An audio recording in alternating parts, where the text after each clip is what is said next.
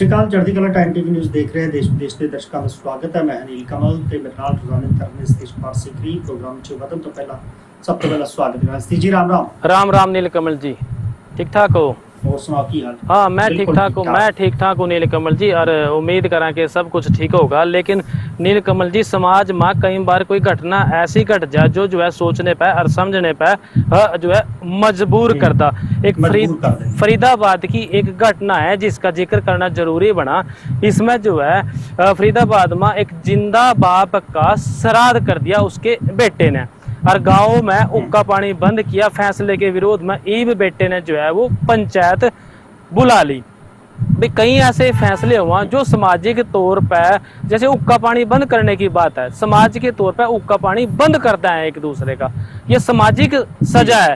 लेकिन अगर कानूनी दृष्टि से देखा है तो उक्का पानी बंद करना कोई सजा है नहीं, क्योंकि कानून का अपना नजरिया है और समाज का अपना नजरिया है। तो अब हम जो बात कर रहे हैं वो हरियाणा के फरीदाबाद के गांव पनेड़ा कला की है, जिसमें जो है जिंदा बाप का श्राद्ध करने पर गांव में पंचायत ने उक्का पानी बंद कर दिया। और इसके विरोध में बेटे ने ईब जो है 8 का 17 अगस्त में फिर पंचायत बुलाई। मोना गांव की बात आया, अनाज मंडी में यह पंचायत होएगी और पूरे क्षेत्र पर पूरे क्षेत्र की ईब इस पंचायत पर नजर है। ये पूरा मामला था कि नीलकमल जी, इसमें जो है पनेड़ा गांव में 3 अगस्त को स्वामी राजेंद्र देव महाराज नाम के एक आदमी ने अपने 79 साल के जिंदा जो है पिता लालचंद उर्फ लुल्ला की जो है श्रद्धांजलि सभा का आयोजन कर दिया। और इसको लेकर जो है गांव में बड़े बड़े पोस्टर लाए गए और श्रद्धांजलि सभा में जो है लोग इकट्ठे हुए। सभा जो है वो चल पड़ी। गांव के मंदिर में रोटियां बनाएगी, जिस तरह जो है कोई भी सभा हुआ है वो सारे के सारे काम इसमें करे गए। इस बात का पता लगा सरपंच ने, वहाँ के धर्मवीर ने जो है गांव के कुछ लोगों ने लेकर वह मौके पर पहुंचा और श्रद्धांजलि सभा जो है रुकवाई। और न्यू कहा भैया जो है जो जिस आदमी की श्रद्धांजलि सभा होने लग रही है ये तो जिंदा है, उसकी वीडियो दिखाई जिंदा होने के, इसके प्रूफ दिए जो है, और उसकी श्रद्धांजलि यात्रा भी हम कैसे निकाल सकते हैं। इस बात को लेकर उन्होंने ऐतराज जताया और उसको जो है रोक दिया नीलकमल जी। अब इसमें जो है इसको लेकर 5 अगस्त को राजेंद्र देव के पिता लाल चंद के गांव में जो है शिव मंदिर में एक गांव के लोगों ने फिर इसमें पंचायत बुलाई, जिसमें जो है राजेंद्र देव और उसके परिवार के गांव का जो है बहिष्कार और उक्का पानी बंद करने का आदेश सुना दिया। और जिसके बाद लालचंद गांव के दूसरे घरों में रहने लग रहा था। लालचंद का कहना भी मैं अपने घर में जाऊंगा तो उसने जो है कोई वहां दिक्कत है, बेटा जो है उसको नुकसान पहुंचाएगा, मार देगा। ईब जो है राजेंद्र देव ने गांव के इस फैसले के विरोध में फिर अटका एक पंचायत बुलाई। इसमें उसका कहना यूं है भी बाप और बेटे की लड़ाई में गाँव के दूसरे लोग सरपंच और कैसे आ सके। ये बात ये है कि बाप बेटे की लड़ाई जो है जग जाहिर होगी। और इसमें जो है बेटे ने बाप की श्रद्धांजलि सभा कर दी, सरपंच ने कहा रखवाई। मतलब किस तरह का टाइम आएगा नीलकमल जी के देखना पड़ रहा है। अभी बाप जिंदा है और बेटे ने उसकी जो है सभा कर दी। जी बिल्कुल समाजिक तौर पर जी है चीज बड़ी चर्चा का विषय होया कि जिंदा प्यो दा ਤੁਸੀਂ ਕਹਿੰਦੇ ਹੋ ਸ਼ਰਾਧ ਕਰ ਦਿੰਦੇ ਹੋ, ਫਿਰ ਉਹਦੇ ਲਈ श्रद्धांजलि सभा भी करते। अक्सर नीलकमल जी न्यू भी हुआ है, कोई बुजुर्ग हुआ है गांव में, वो जो है जब मरने के कगार पर हुआ वो जिंदा जी अपनी जग करवा दा। उसने क्या देखा जीवन जग, भाई मेरे जिंदा जी जो तुमने बाद में करना है वो अभी कर दो। कई बार ऐसा हुआ है, लेकिन ये उस तरह का केस नहीं है, वो अपनी मर्जी से कराया जाएगा। और इसमें जो है मर्जी शामिल नहीं थी, ये तो बेटे ने कर दिया और लोगों ने इस बात का विरोध करे। जी बिल्कुल, पुत्र ने अपनी मर्जी ने कर दिता तो उन्होंने पंचायत पूरी। बीते सतीश जी आप जिक्र का देख रहे हैं कि राहुल गांधी ने जड़ा है बीते दिन जो की एटम बंब अपने वालों कहता कि खलासियां दा ਉਹ ਫੋੜਿਆ ਸੀਗਾ। ਉਹਦੇ ਵਿੱਚ ਇਲੈਕਸ਼ਨ ਕਮਿਸ਼ਨ ਦੇ ਉੱਤੇ ਬਹੁਤ ਵੱਡੇ ਇਲਜ਼ਾਮ ਲਾਏ ਸੀ। ਉਹਨਾਂ ਦਾ ਇਹ ਕਹਿਣਾ ਹੈ ਕਿ ਕਿਤੇ ਨਾ ਕਿਤੇ ਜਿਹੜੀ ਹੈਗੀ ਉਹ ਵੋਟਾਂ ਦੀ ਚੋਰੀ ਕੀਤੀ ਜਾ ਰਹੀ ਹੈ। ਵੋਟਾਂ ਦੀ ਚੋਰੀ ਕਰਕੇ ਬਹੁਤ ਸਾਰੇ ਜਿਹੜੇ ਨੇ विधान सभा या फिर लोक सभा जड़ी हैगी है वो कांग्रेस पार्टी हारी है। जी जी जी वो इलैक्ट्रॉनिक डाटा इलेक्शन कमीशन को मांग रहे ने। राहुल गांधी का दावा कि जेकर इलैक्ट्रॉनिक डाटा उन्होंने मिल जाता ਤਾਂ ਫਿਰ ਉਹ ਸਾਬਤ ਕਰ ਦੇਣਗੇ ਕਿ ਵੋਟਾਂ ਦੀ ਚੋਰੀ ਕਰੀ ਗਈ ਹੈ। ਉਹਨਾਂ ਨੇ ਇਸੇ ਤਰ੍ਹਾਂ ਦੀ ਜਿਹੜੀ ਗੱਲ ਜਿਹੜੀ ਹੈਗੀ ਆ ਉਹ ਹਰਿਆਣਾ ਦੇ ਸੰਦਰਭ ਦੇ ਵਿੱਚ ਵੀ ਕੀਤੀ ਸੀ ਕਿ ਜਿਹੜੇ ਹਰਿਆਣਾ ਦੇ ਵਿੱਚ ਪਿਛਲੀਆਂ ਇਲੈਕਸ਼ਨ ਹੋਏ ਚੋਣਾਂ ਹੋਈਆਂ ਨੇ ਬਿਲਕੁਲ ਇਲੈਕਸ਼ਨ ਹੋਏ ਨੇ। ਹੁਣ ਉਸ ਨੂੰ ਲੈ ਕੇ ਜਿਹੜਾ ਹਰਿਆਣਾ ਇਲੈਕਸ਼ਨ ਕਮਿਸ਼ਨ ਹੈਗਾ ਉਸ ਨੇ ਜਿਹੜਾ ਹੈ ਰਾਹੁਲ ਗਾਂਧੀ ਨੂੰ ਇੱਕ ਨੋਟਿਸ ਜਾਰੀ ਕਰ ਦਿੱਤਾ। ਤਾਂ ਕਿਸ ਤਰ੍ਹਾਂ ਇਸ ਨੂੰ ਦੇਖਦੇ ਹੋ, ਕਿਉਂਕਿ ਰਾਹੁਲ ਗਾਂਧੀ ਨੇ 7 ਅਗਸਤ ਨੂੰ ਪ੍ਰੈਸ ਕਾਨਫਰੰਸ ਕੀਤੀ ਸੀ ਤੇ ਗੜਬੜੀ ਦੇ ਜਿਹੜੇ ਨੇ ਉਹ ਦੋਸ਼ ਲਾਏ ਸੀ। ਉਹਨਾਂ ਕਿਹਾ ਕਿ ਵਿਧਾਨ ਸਭਾ ਇਲੈਕਸ਼ਨ ਦੇ ਵਿੱਚ ਕਾਂਗਰਸ 8 ਸੀਟਾਂ ਤੇ महज 22,779 वोटां ਨਾਲ पूरा स्टेट हार गई। देखो नीलकमल जी, दो बातें हैं। एक बात यह है, जब किसी पर कोई इल्जाम लगाता है, या तो इल्जाम लगाने वाला उस बात के सबूत देगा, या फिर जिस पर इल्जाम लगाया गया है वो इस बात ना वेरीफाई करेगा भी मेरे पर लगे इल्जाम झूठे हैं और यह इल्जाम गलत लगा दिया। देसी भाषा में इतना कहता भी अब चुनाव आयोग ने अपना मुंह धोना पड़ेगा इस बात से, क्योंकि राहुल गांधी ने बड़े गंभीर आरोप जो है चुनाव आयोग पर लगा दिए प्रेस कॉन्फ्रेंस करके। जिस एटम बम की वहाँ बात करे करें थे, एटम बम फोड़ूंगा, और इसने जो है एटम बम बताऊँ अभी एटम बम फोड़ दिया। उसमें जो है हरियाणा की बात भी करी थी, और हरियाणा में जब इलेक्शन हुए थे उसमें उन्होंने बताया था भी वो कांग्रेस पार्टी हरियाणा हार गई थी, लगभग 22,000 वोटों का जिक्र करा, भी थोड़ी थोड़ी सारी जगह की मिलाकर 8-10 सीटों का जिक्र करा।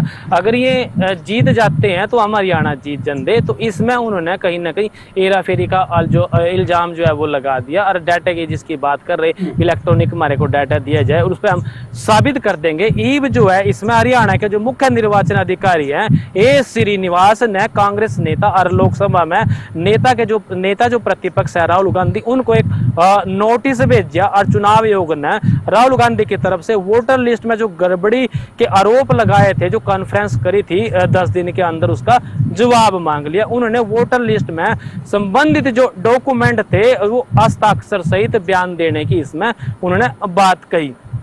7 अगस्त को राहुल गांधी ने चुनाव आयोग पर वोटर लिस्ट में गड़बड़ी का आरोप लाया था। हरियाणा का जो नक्शा दिखाया गया था, और वो नक्शा दिखाते 2024 में जो विधानसभा चुनाव हुए थे उसमें कांग्रेस ने 8 सीटों पर मैच 22,779 वोटों से पूरा स्टेट जो है हारने की बात कही थी। इतनी वोटों से हम जो है हरियाणा को हार गए थे।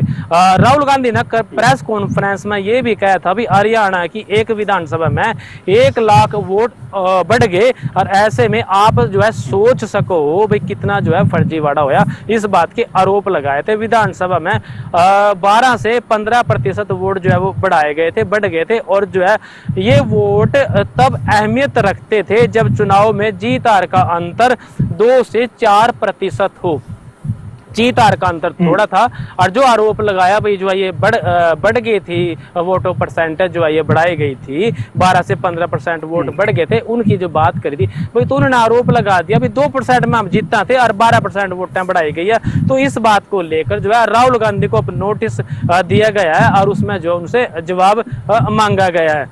जी, सीएम सैनी ने भी इस बात पर कोई बात है कि 22,000 वोट मिलते तो हम जो है 10 सीटें जीतते। राहुल के आरोपों को बाद जो है जो मुख्यमंत्री हैं हरियाणा के नायब सिंह सैनी, उन्होंने एक्स पे पोस्ट करके लगातार आरोप हताशा से कांग्रेस के साहबजादे जिसने कहते हैं पहले जो है संविधान को लेकर, और इन दिनों में वोटर लिस्ट को लेकर देश भर में जो है झूठा एजेंडा फैलाने की बात जो कही है। हरियाणा विधानसभा चुनाव के 8 सीटों पर 22,779 वोटों में जो अंतर था कांग्रेस की हार का, वो चुनावी गड़बड़ी का बहाना बना रहे हैं। और इस बात को लेकर जो है सीएम सैनी ने भी जो है ट्वीट कराया है। तो अब चर्चा इस बात की है भाई, सीधी सी बात ही है, या तो वो सबूत दे और या फिर उन्होंने अपना चुनाव आयोग ना मुंह धोना पड़ेगा। और अपने बात को क्लियर करने के लिए उन्होंने उसको नोटिस दे दिया भी बात का जवाब दे। जी बिल्कुल, जवाब ਜਿਹੜਾ ਹੈਗਾ 10 ਦਿਨਾਂ ਦੇ ਅੰਦਰ ਮੰਗ ਲਿਆ ਹੈਗਾ। ਸਰਕਾਰ ਜਿਹੜੇ ਚੋਣ ਕਮਿਸ਼ਨ ਹੈਗਾ ਉਹ ਕਹਿੰਦਾ ਹੈ ਕਿ ਇਸ ਦੀ ਜਿਹੜੀ ਹੈਗਾ ਤੁਸੀਂ ਦੱਸੋ ਕਿੱਥੋਂ ਸਾਰੇ ਸਬੂਤ ਆਏ ਜਾਂ ਕੀ ਕੁਝ ਹੈਗਾ।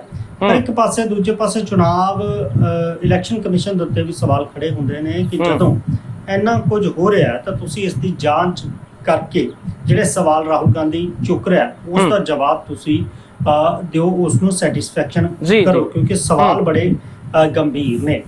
ਤਾਂ ਸਤੀਜੀ ਇਹ ਤਾਂ ਗੱਲ ਇਲੈਕਸ਼ਨ ਦੀ ਹੈਗੀ। ਉਧਰ ਵਰਜਿੰਦਰ ਸਿੰਘ ਜਿਹੜੇ ਨੇ ਉਹ 32 ਵੋਟਾਂ ਤੋਂ ਹਾਰ ਗਏ ਸੀਗੇ। ਪਿੱਛੇ ਮੈਂ ਉਹਨਾਂ ਦੇ ਵੀ ਇੱਕ ਇੰਟਰਵਿਊ ਦਾ ਦੇਖ ਰਿਹਾ ਸੀਗਾ, ਉਹਦੇ ਵਿੱਚ ਉਹਨਾਂ ਨੇ ਕਿਹਾ ਕਿ ਉਹਨਾਂ ਨੂੰ ਹਰਾਉਣ ਦੇ ਲਈ ਹੀ ਕੁਝ ਲੋਕ ਆਪਸ ਦੇ ਵਿੱਚ ਮਿਲੇ ਹੋਏ ਸੀਗੇ। ਕੁਝ ਉਹਨਾਂ ਨੇ ਆਜ਼ਾਦ ਉਮੀਦਵਾਰਾਂ ਦਾ ਵੀ ਜ਼ਿਕਰ ਕੀਤਾ। ਹਾਲਾਂਕਿ ਇਹ ਉਹਨਾਂ ਦੇ ਆਪਣੀ ਇੰਟਰਵਿਊ ਦੀ ਗੱਲ ਸੀਗੀ, ਜਿਹਦੇ ਵਿੱਚ ਉਹਨਾਂ ਨੇ ਕਿਸੇ ਦਾ ਨਾਮ ਤਾਂ ਨਹੀਂ ਲਿਆ, ਪਰ ਸਿੱਧੇ ਤੌਰ ਤੇ ਉਹਨਾਂ ਨੇ ਕਿਹਾ ਕਿ ਕੁਝ ਲੋਕ ਜਿਹੜੇ ਨੇ ਉਹ ਸ਼ਾਮਲ ਸੀਗੇ ਆਜ਼ਾਦ ਉਮੀਦਵਾਰਾਂ ਦੇ ਤੌਰ ਦੇ ਉੱਤੇ ਵੀ।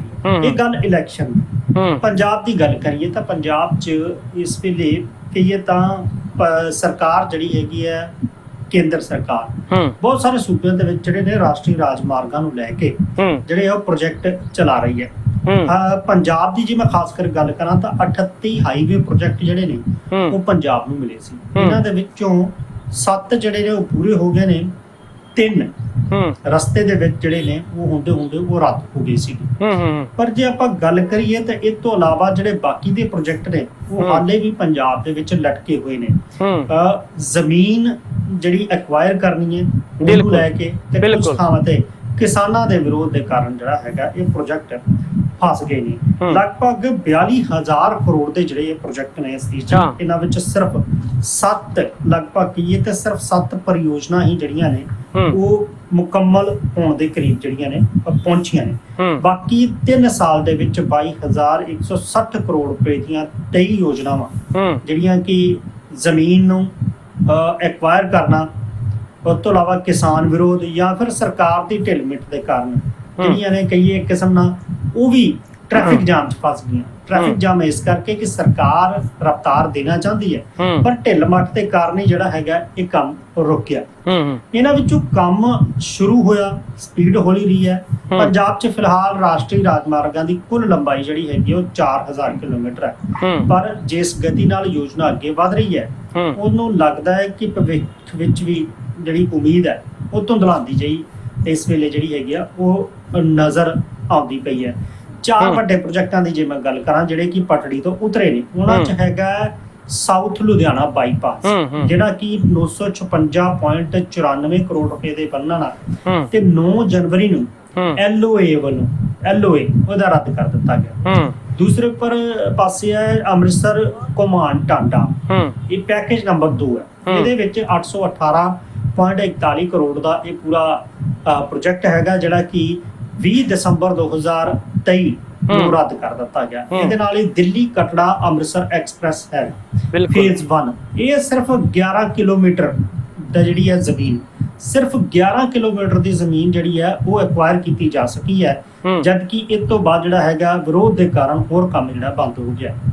ਲੁਧਿਆਣਾ ਤੇ ਰੂਪਨਗਰ ਹਾਈਵੇ ਇਹ ਵੀ 47.24 ਕਿਲੋਮੀਟਰ ਦਾ ਹੈਗਾ। ਇੱਕ ਵੀ 1400 ਕਰੋੜ ਤੋਂ ਉੱਪਰ ਦਾ ਪ੍ਰੋਜੈਕਟ ਹੈਗਾ। ਇਹ ਵੀ 14 ਮਾਰਚ ਨੂੰ ਜੇ ਮੈਂ ਗੱਲ ਕਰਾਂ ਤਾਂ 14 ਮਾਰਚ ਨੂੰ ਪ੍ਰੋਜੈਕਟ ਜਿਹੜਾ ਹੈਗਾ ਉਹ ਖਤਮ ਹੋ ਗਿਆ। ਸੂਤਰ ਕਹਿੰਦੇ ਨੇ ਕਿ ਇਸ ਪ੍ਰੋਜੈਕਟ ਦੇ ਟੈਂਡਰ ਪ੍ਰਕਿਰਿਆ ਮਤਲਬ ਕਿ ਇਹਨੂੰ ਦੁਬਾਰਾ ਰਿਕਵਰ ਕਰ ਦਿੱਤਾ ਗਿਆ। ਇਹਨੂੰ ਟੈਂਡਰ ਪ੍ਰਕਿਰਿਆ ਨੂੰ ਜਿਹੜੀ ਹੈਗੀ ਆ ਹਰੀ ਝੰਡੀ ਮਿਲ ਗਈ ਹੈ। ਪਰ ਬਾਕੀ ਜਿਹੜੇ ਪ੍ਰੋਜੈਕਟ ਨੇ ਉਹ ਰੱਦ ਹੋ ਗਏ ਜਾਂ ਫਿਰ ਵਿੱਚੇ ਲਟਕੇ। ਜਿਨ੍ਹਾਂ ਪ੍ਰੋਜੈਕਟਾਂ ਨੇ ਰਫ਼ਤਾਰ ਫੜੀ ਹੈ ਉਹਨਾਂ 'ਚ ਦਿੱਲੀ ਅੰਮ੍ਰਿਤਸਰ ਕਟੜਾ ਹਾਈਵੇ ਦਸੰਬਰ 2026 ਤੱਕ ਜਿਹੜਾ ਹੈਗਾ ਉਹਨੂੰ ਪੂਰਾ ਕਰਨ ਦਾ ਲਕਸ਼ ਹੈਗਾ। ਲੁਧਿਆਣਾ ਬਠਿੰਡਾ ਐਕਸਪ੍ਰੈਸਵੇ ਇਹ 'ਚ 95% ਜਿਹੜੀ ਹੈਗੀ ਹੈ ਜ਼ਮੀਨ ਉਹ ਐਕਵਾਇਰ ਕਰ ਲਈ ਗਈ ਹੈ। ਮਾਰਚ 2028 ਤੱਕ ਇਹਨੂੰ ਪੂਰਾ ਕੀਤਾ ਜਾ ਸਕਦਾ। ਅੰਮ੍ਰਿਤਸਰ ਬਾਈਪਾਸ ਹੈਗਾ, ਇਹ ਹੈਗਾ IT ਸਿਟੀ ਚੌਕ ਤੋਂ ਲੈ ਕੇ ਕੁਰਾਲੀ ਤੇ ਮਲੋਟ ਡੱਬ ਵਾਲੀ ਬਾਈਪਾਸ, ਇੱਧਰ ਨੂੰ ਜਿਹੜੇ ਜਾਣੇ ਆ 60 ਤੋਂ ਲੈ ਕੇ 94% ਤੱਕ ਜਿਹੜਾ ਹੈਗਾ ਕੰਮ ਇਹਦਾ ਪੂਰਾ ਹੋ ਗਿਆ। ਨਾਲ ਬਟਾਲਾ ਅਜਨਾਲਾ ਰੋਡ, ਕਪੂਰਥਲਾ ਬੇਗੋਵਾਲ ਚੌਂਕ ਅਪਗ੍ਰੇਡੇਸ਼ਨ, ਇਹ ਸਾਰੀਆਂ ਚੀਜ਼ਾਂ ਜਿਹੜੀਆਂ ਨੇ ਹੋ ਰਹੀਆਂ ਨੇ।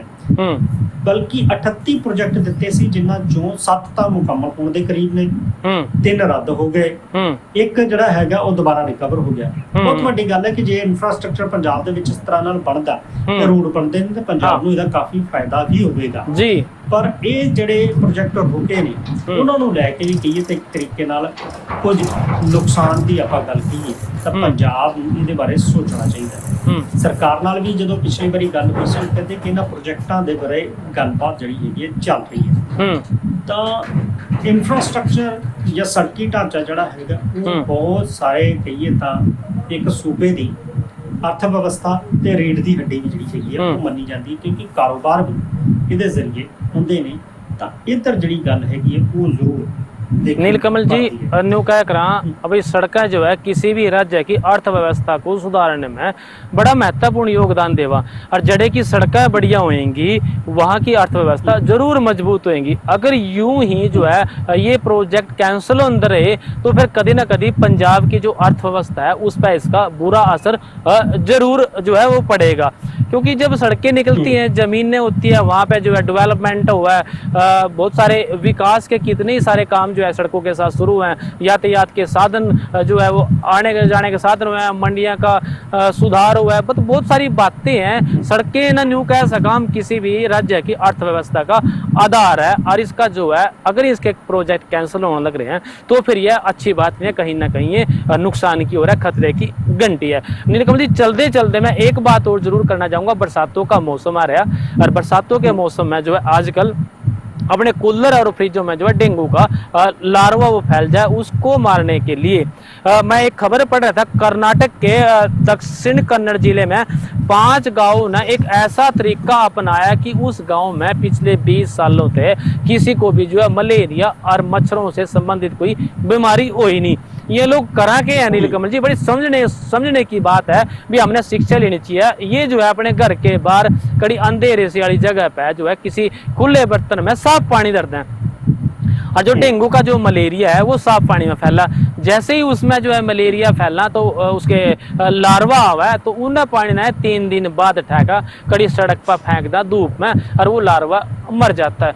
ऐसे ही जंगल के आसपास होने के बाद भी इस तकनीक से 20 सालों से इन गांवों में जो है मच्छर नहीं फैला, और डेंगू का जो मलेरिया है वो बिल्कुल नहीं फैला। तो बड़ी अच्छी तकनीक है यार, इस तकनीक से जो है हम सब ने भी शिक्षा जो है वो लेनी चाहिए, और अपने घर जो है अगर कहीं पानी इकट्ठा हो जाता है खुला, वैसे तो हम ये कहते हैं अभी खुला साफ पानी जो है जो पानी है टायरों में फ्रिज में इकट्ठा होने ना दे, लेकिन यहाँ से शिक्षा ये है कि इस पानी को आप 2-3 दिन बाद फेंक दे रहे तो वो जो उसमें लार्वा होगा वो ऑटोमेटिकली नष्ट हो जाएगा। जी बिल्कुल, लार्वा ਨੂੰ ਜਿਹੜਾ ਹੈਗਾ ਪਨਪਨ ਹੀ ਨਹੀਂ ਦਿੰਦੇ, ਬਲਕਿ ਕਿ ਮੱਛਰਾਂ ਨੂੰ ਜਿਹੜਾ ਹੈਗਾ ਪ੍ਰੋਡਕਸ਼ਨ ਲਈ ਆਂਡੇ ਦੇਣ ਦੀ ਜਿਹੜੀ ਹੈਗੀ ਆ ਇਜਾਜ਼ਤ ਦਿੰਦੇ ਨੇ ਕਿ ਆਂਡੇ ਦੇਵੋ, ਪਰ ਉਹਦੇ ਚੋਂ ਲਾਰਵਾ ਫੁੱਟੇ, ਲਾਰਵਾ ਫੁੱਟ ਕੇ ਮੱਛਰ ਬਣਨ।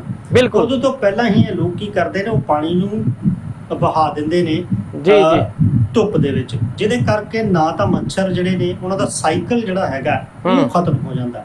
ਇਸੇ ਕਰਕੇ ਹੀ ਕਾਰਨ ਹੈਗਾ ਇਸ ਤਕਨੀਕ ਤੇ ਚੱਲਦੇ, ਕਹਿੰਦੇ ਕਿ 20 ਸਾਲਾਂ ਦੇ ਵਿਚਾਲੇ ਕੋਈ ਵੀ ਅਜਿਹਾ ਮਰੀਜ਼ ਨਹੀਂ ਮਿਲਿਆ ਜਿਸ ਨੂੰ ਮੱਛਰ ਦੇ ਕੱਟਣ ਕਾਰਨ ਜਿਹੜੀਆਂ ਬਿਮਾਰੀਆਂ ਹੁੰਦੀਆਂ, ਚਾਹੇ ਉਹ ਮਲੇਰੀਆ ਹੋਵੇ, ਚਿਕਨਗੁਨੀਆ ਹੋਵੇ, ਡੇਂਗੂ ਹੋਵੇ, ਇਹ ਨਹੀਂ ਹੋਈਆਂ। ਤਾਂ ਇਹ ਤਕਨੀਕ ਜਿਹੜੀ ਹੈਗੀ ਆ ਉਹ ਵੀ ਬੜੀ ਜਿਹੜੀ ਹੈਗੀ ਹੈ ਕਾਰਗਰ ਜਿਹੜੀ ਨਜ਼ਰ ਆਈ ਹੈ, ਕਿਉਂਕਿ ਇਸ ਚੀਜ਼ ਦੀ ਆਪਾਂ ਜ਼ਿਕਰ ਕਰਦੇ ਹਾਂ ਕਿ ਅਕਸਰ ਕਹਿੰਦੇ ਆ ਕਿ ਘਰਾਂ ਦੇ ਵਿੱਚੋਂ ਜਿਹੜੇ ਕੂਲਰ ਜਾਂ ਹੋਰ ਪਾਣੀ ਹੈਗੇ ਇਹਨੂੰ ਇਕੱਠਾ ਕੀ ਹੈ ਕਰਨ ਤੋਂ ਰੋਕਿਆ ਜਾਵੇ, ਇਹਨੂੰ ਸਾਫ਼ ਕੀਤਾ ਜਾਵੇ।